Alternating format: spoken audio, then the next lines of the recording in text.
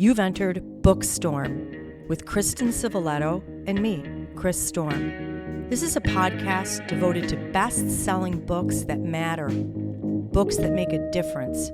We're diving down deep with beloved authors about their stories. We're exposing hot-button topics and heartfelt themes, the issues that affect each of us in our own lives, as siblings, parents, partners, friends, as human beings.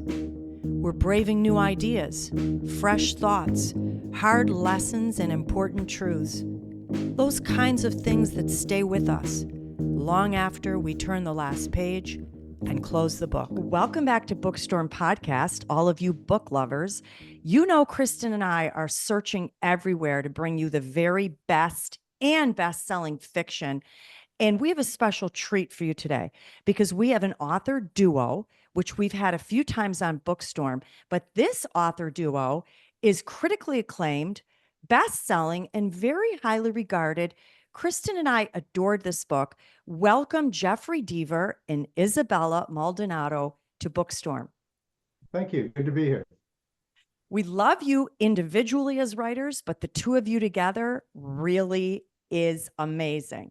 So before I get started, I like to tell our listeners a little bit about each of you because you've got some great background and achievements that are really fascinating. So let me just tell our listeners, Jeffrey is an international #1 best-selling author, as you probably already know. He's made lists all around the world. He is sold in 150 countries. Is that right, Jeffrey? That is correct, yes. That is amazing. Some of them, by the way, are very small. People say 150 countries. Some of them are quite small, but it's still a different country. Hey, we can totally relate to that because we're in 90 countries now at BOOKSTORM, and we are grateful for every single country. You have served 2 terms as president of Mystery Writers of America. You were recently named Grand Master of MWA. And for our listeners, he is joining the ranks of people like Agatha Christie, Ellery Queen, Mary Higgins Clark, Walter Mosley. Wow. He has been honored with Lifetime Achievement Awards by the Boucheron World Mystery Convention, Strand Magazine, Lifetime Achievement, Raymond Chandler, Lifetime Achievement. And now let's get to some fun stuff. His book, Maiden's Grave, was made into an HBO movie, as we know. The Bone Collector was a featured picture from Universal's starring Denzel Washington and Angelina Jolie. Loved it. Lifetime aired an adaptation of your book, The Devil's Teardrop. NBC recently aired 9 episodes of Lincoln Rhyme, The Hunt for the Bone Collector. And last but not least, I've got to talk about this. CBS aired Tracker, which is a primetime series based on your novel, The Never Game. And I just heard it was the #1 most watched series on TV. That's correct. And I will tell you right now, I had zero to do with it. Absolutely nothing. They took my book and they made a wonderful TV series out of it. Ken Olin from 30 something, and This Is Us, and Justin Hartley is the star. He plays my character, but they created their own world, and I was just very, very delighted. They did a super job. Well, you're very humble, but it had everything to do with you because you wrote the novel that inspired it all. And then we're moving to the amazing Isabella Maldonado, who is a Wall Street Journal best-selling author. Now, this is what I find so intriguing about you, Isabella. She wore a gun and a badge in real life before turning to crime writing.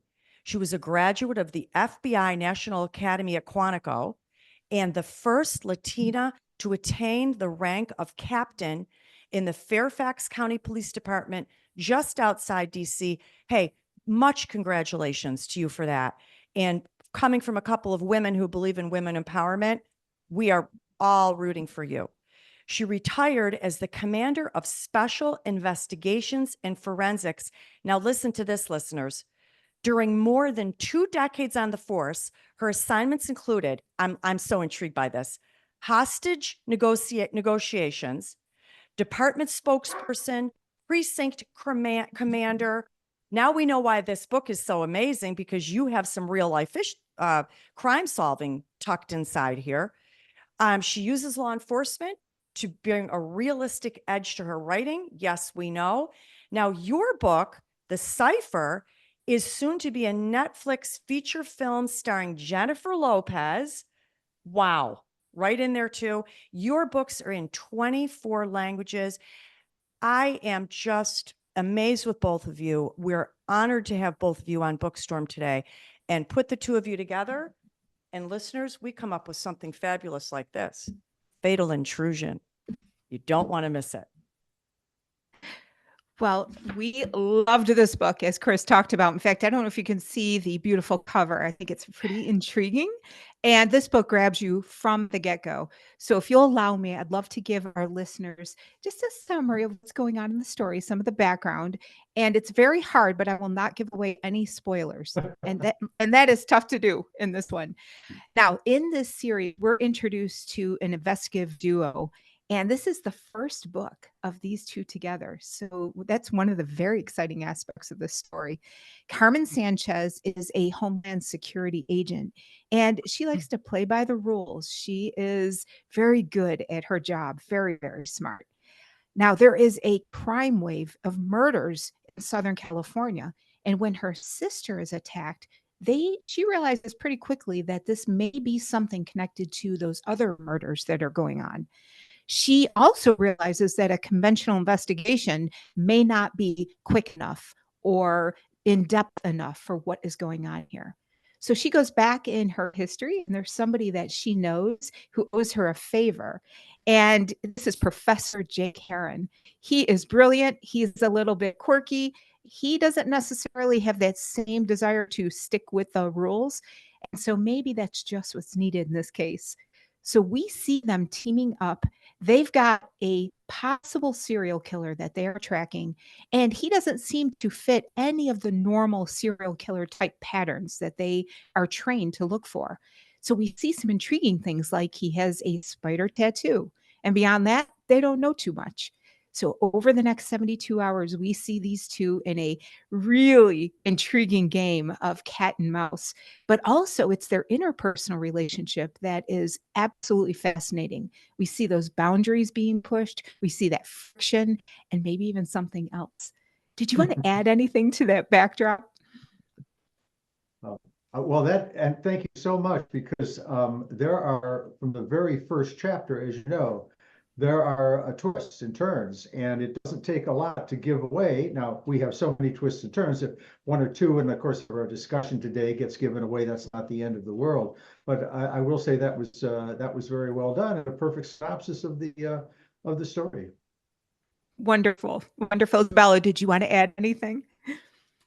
Just kind of tagging on to what Jeff said about, even from the very beginning, from the first chapter, it's just misdirections and twists and keeping you guessing and on the edge of your seat. I'm glad to see that worked for you. Oh, it did. And, I got to say, Chris, my partner over here, she always thinks that she's going to find what the twist, where it's going. And even in this one, I can tell, because I like to call her up during the week as we're reading books. I think that Chris was even misdirected a few times, right? I had my suspicions. Now, let me say, however, I was shocked. So readers, you got to pick it up. Now, Well, I'm going to... What we feel is that because in all of our writing, both Isabella's and mine, we love our readers. Readers are our gods. And that means we want to give them a good twist and surprise, but they're also really smart.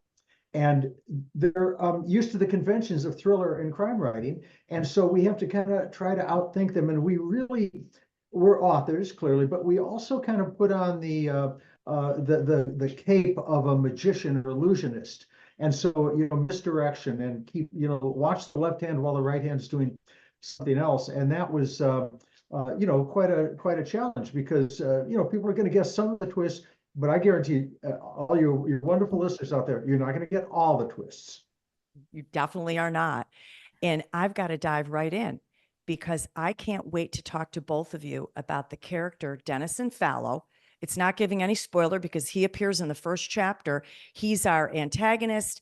We may call him our villain, but he has something that he calls the push. almost like a separate entity.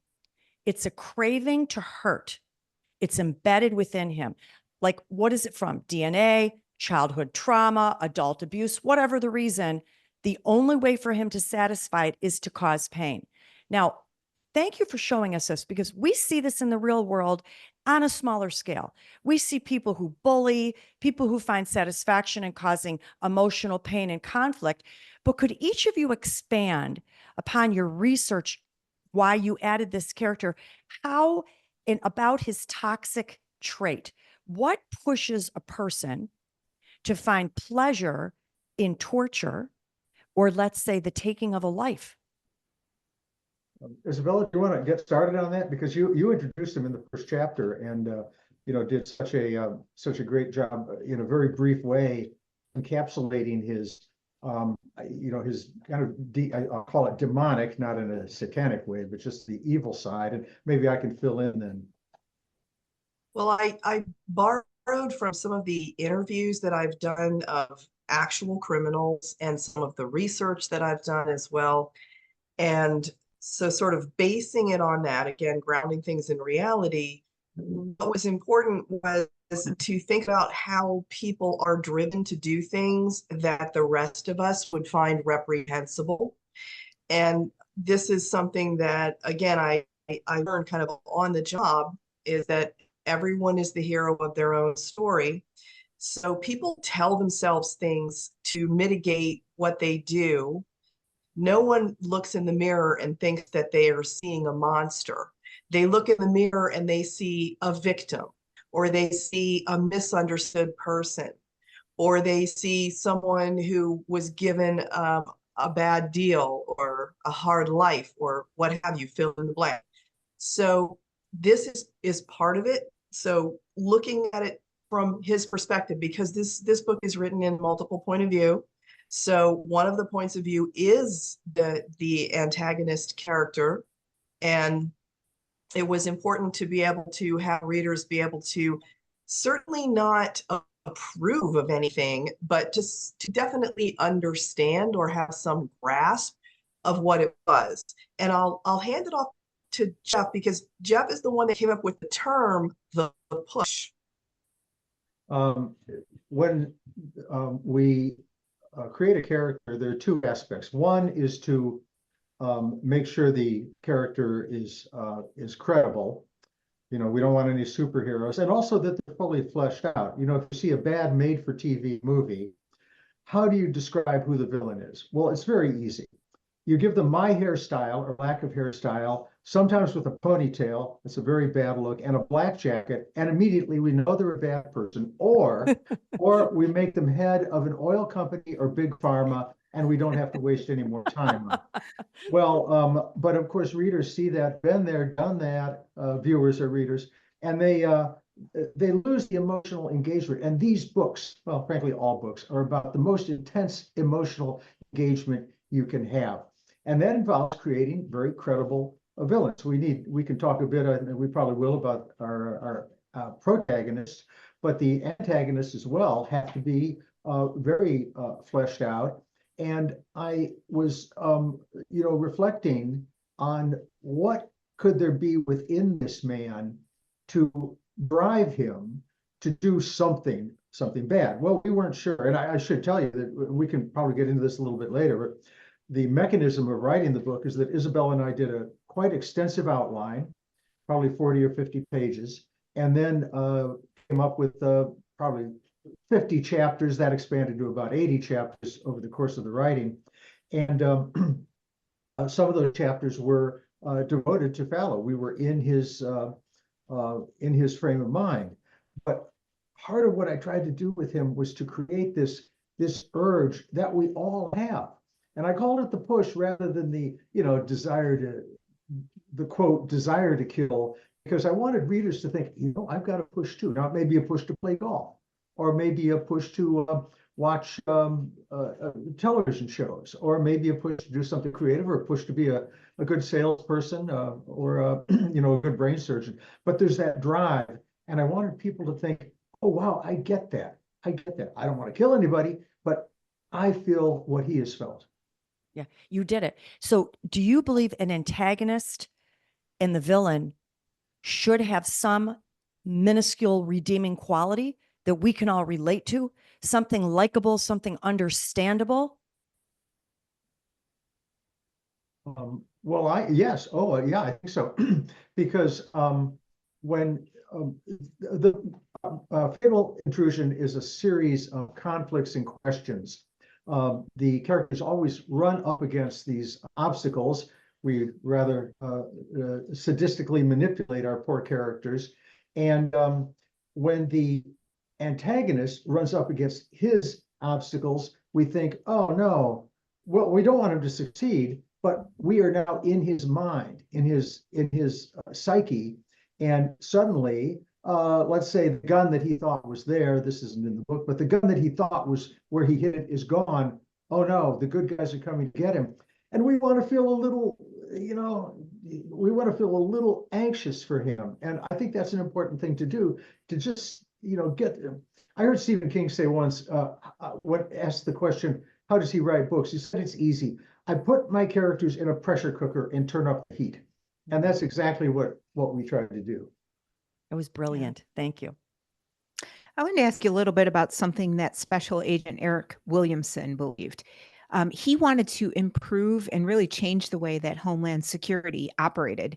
And he thought that the threats to America were just increasingly complex. They were greater in size and in number. And I wanted to ask you about that because, is he right? Does law enforcement need to be quicker and smarter and 10 steps ahead because these are complex threats now?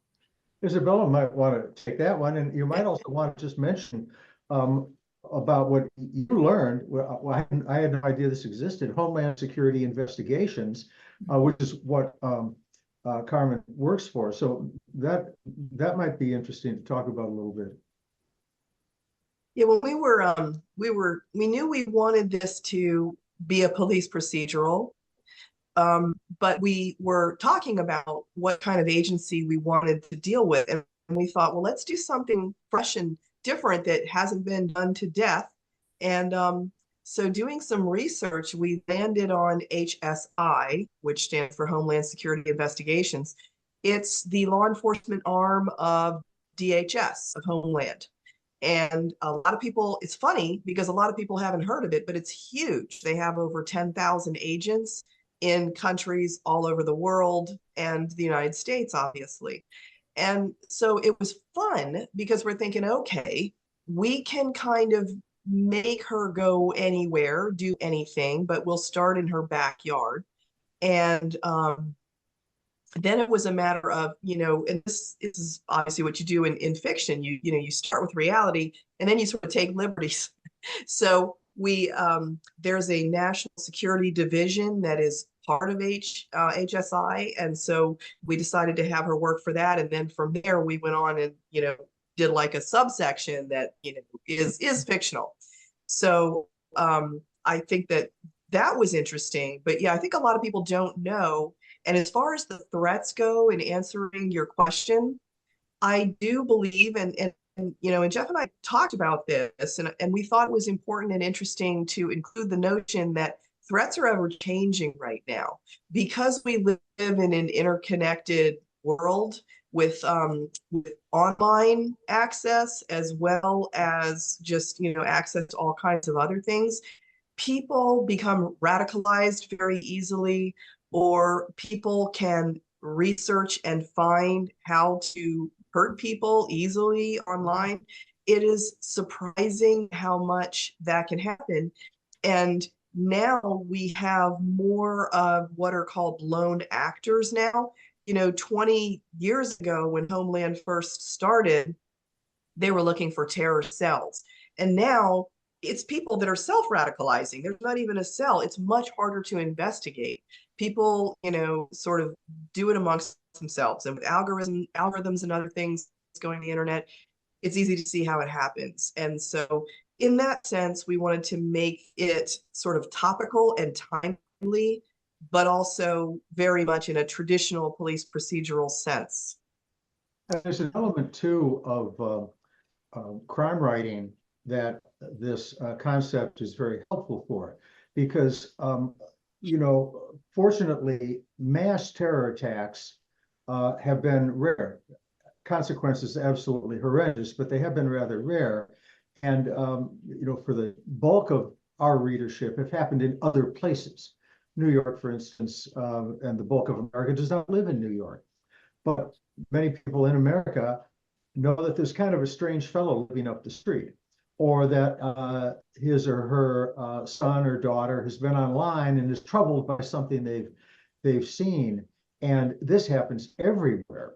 So, you know, frankly, we wanted the readers, again, get that emotional juice flowing, to be scared and think, you know, what's that?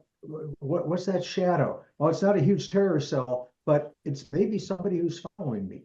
And you know, you could look at traditional serial killers, but we wanted to expand it beyond that. And this isn't giving anything away, but there is an element in the book about the I guess I would call them the trolls, like a troll factory. And those are the individuals who go online and they bully, and they sometimes commit scams and things like that. And that's kind of a hotbed breeding ground for these folks. And so we explore that as well. But you know, we wanted readers to think, okay, this is a very good device to move the story along, but you know, I'm thinking a little bit about this. Maybe I'm going to keep a little closer eye on what the kids are doing online, and then maybe that fellow up the street who walks in with a bundle that, you know, could be curtain rods, but it might be a gun as well. Maybe I'm going to keep an eye on that. So just wanted to you know, get folks utterly involved in the book. Yeah. Well, it was a good choice because not only does that division have the ability to flex a little bit, so do your characters. And so I thought it was kind of a cool matchup in terms of what they want to accomplish in their careers and the tools that they may have. That was pretty neat. It did scare us. I'm watching both of my neighbors right now. I'm suspicious about both. I want to talk a little bit about Jake Herron, because he believes crimes can be solved with the investigating the tactic called points of potential intrusion. I'm wondering if this is a true tactic or something that you made up. Whatever it is, I loved it. Let me tell the readers what it means is weaknesses in your boundaries.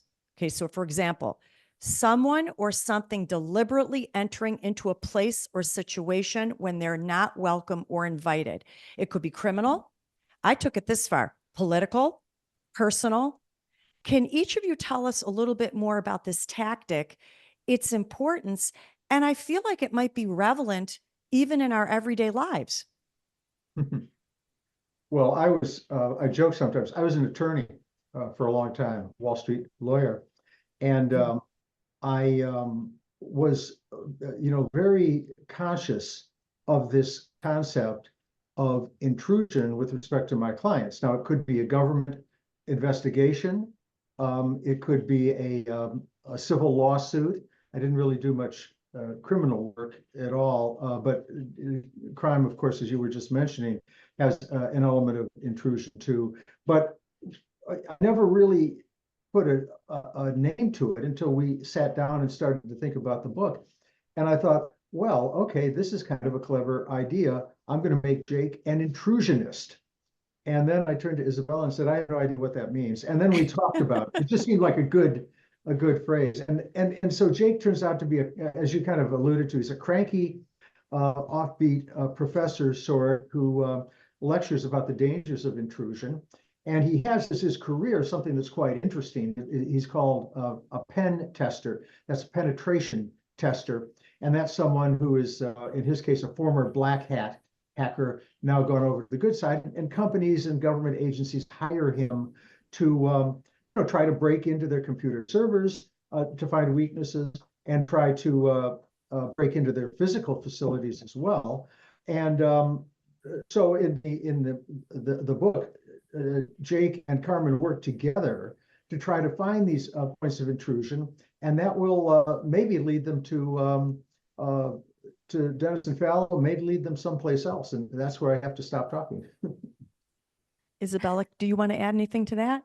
Yeah, I will tell you that I had so much fun writing Jake Heron, and part of the reason is, you know, when it was my turn, I mean, we both took turns writing all the different characters. So there, you know, there were some of the scenes, but even editing those scenes or whatever, what I'm getting at is in the past, I've always written, I've written 3 other series, and in those, they're very strictly, wholly police procedural. And it was so much fun to have a character that does not have to follow all the rules. I do get tired of it. I mean, I did that myself. And you are so restricted and almost hamstrung sometimes with your plot in some ways when you're trying to make it realistic. And it was fun to have Jake Heron say things like, you know, well, let's just go in there and get it, you know. And of course, and what was funny was it kind of, like, you talk about fiction and art, right?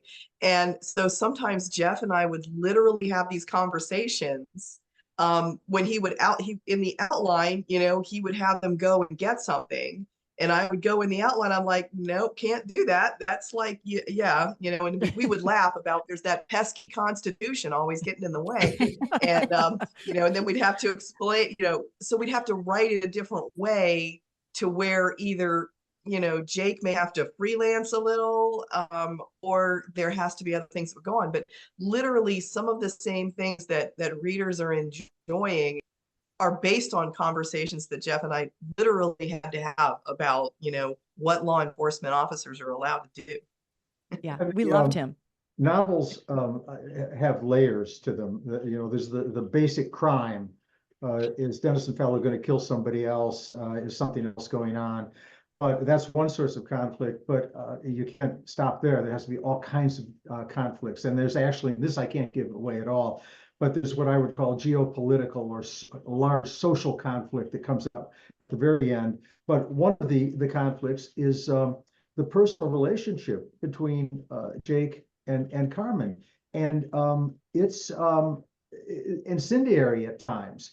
And I know readers are going to be following that, maybe even more than they follow the you know, the core crime. I was talking to my nieces a while ago about the Hunger Games.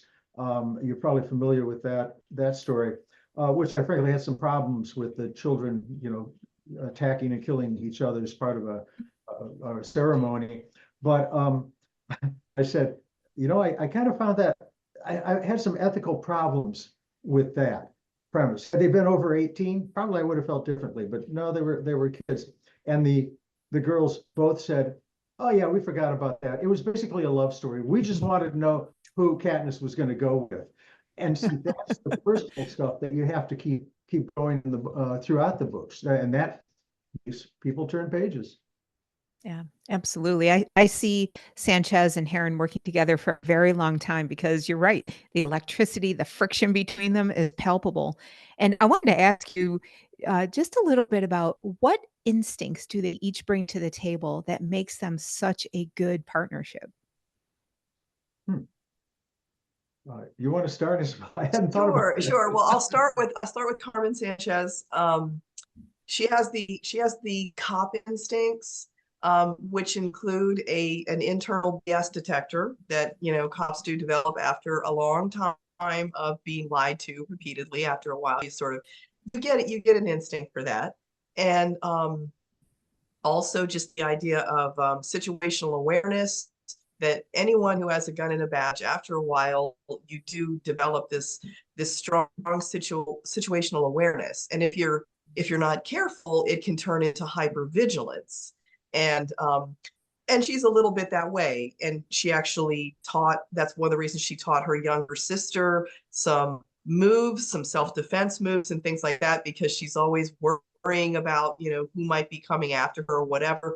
That becomes another plot point.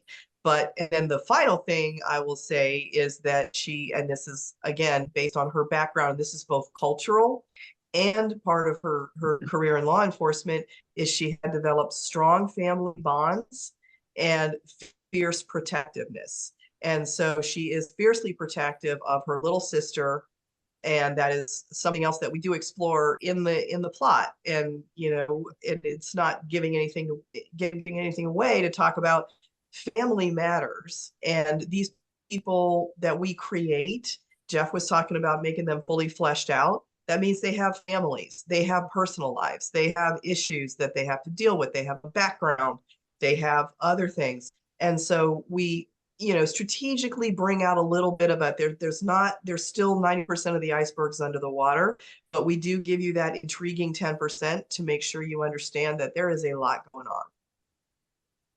As for Jake, he is not a family person. He's a loner for reasons that are explained, and his family situation comes into the story as well, and it's significant. It informs him. But he's also somebody who is uncompromising in his view that intrusion, he teaches a course in intrusion. He is described as an intrusionist. This is the evil of the world, and all other evils can be defined in terms of intrusion. War is intrusion. One country intrudes into another country. It may be for good reason, but nonetheless, it's an intrusion. Domestic abuse is intrusion. One partner pushes the boundaries of the other partner.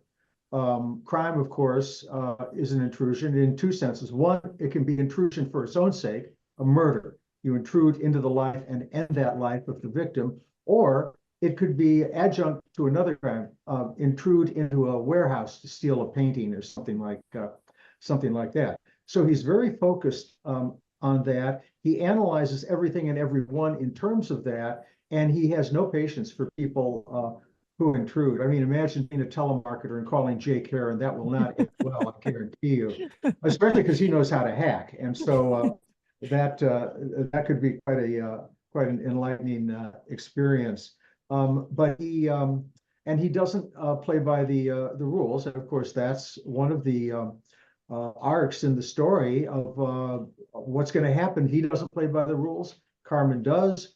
Well, will they meet in the middle? Will one go to the other side? Will that end in change their relationship altogether? But Jake is the lone wolf character. But I think I love characters who complement each other.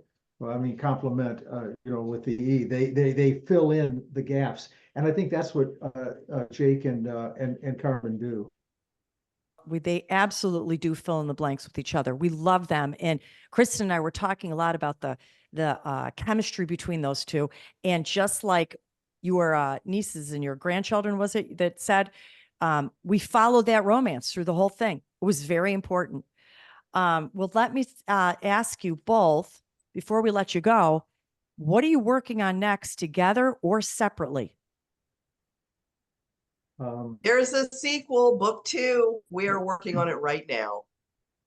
And This makes me very happy. If I were clever enough to minimize the screen, actually that wouldn't do any good because the camera's pointed at me. Well, never mind. If I could turn the camera around, I paused the writing of book 2 to jump on here. And Isabel, we should, since we you're kind enough to talk about this present book, but we're doing other things. I am writing original Amazon original stories and novellas, and I know Isabella's working on some other projects too. So it wouldn't hurt to mention that.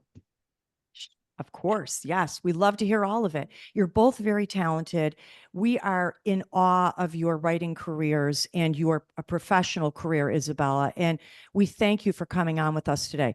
Now, let me tell our listeners, you're going to want to connect with Jeffrey Deaver and Isabella Maldonado.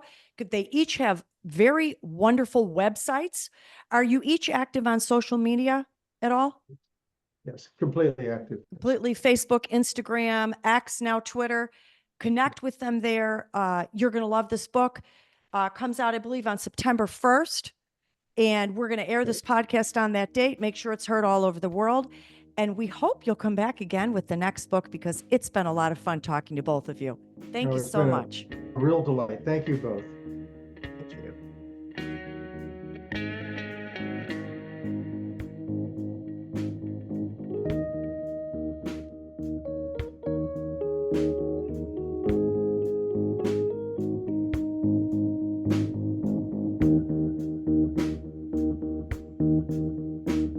you.